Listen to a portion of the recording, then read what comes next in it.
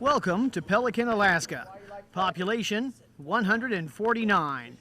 Here the main street, Salmon Way, is a boardwalk. There are only a couple of cars. Most folks get around on four-wheelers. The speed limit is a brisk 12 miles per hour.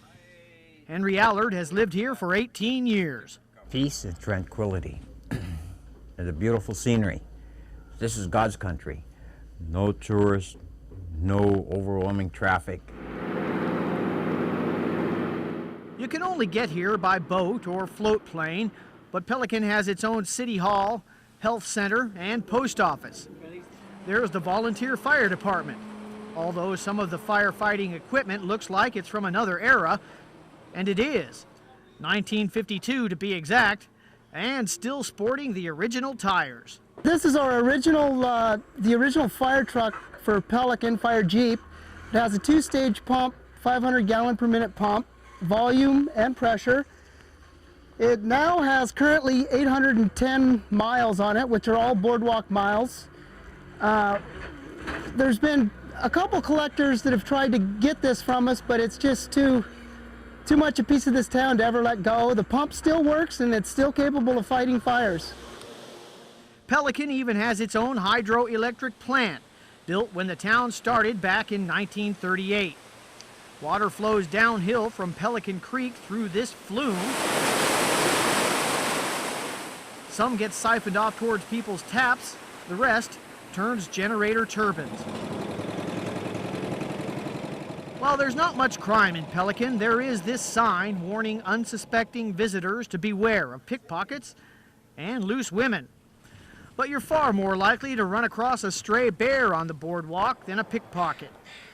Pelican is a company town built around a cold storage facility where fishermen still get their catches processed. But there's other business.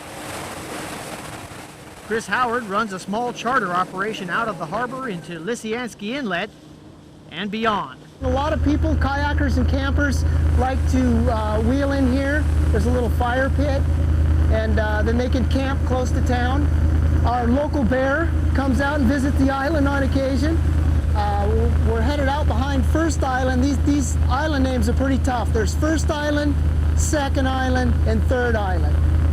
And back here is the Fairweather Mountain Range, which is in the Glacier Bay National Monument. There's even a small, very small, high-tech sector here.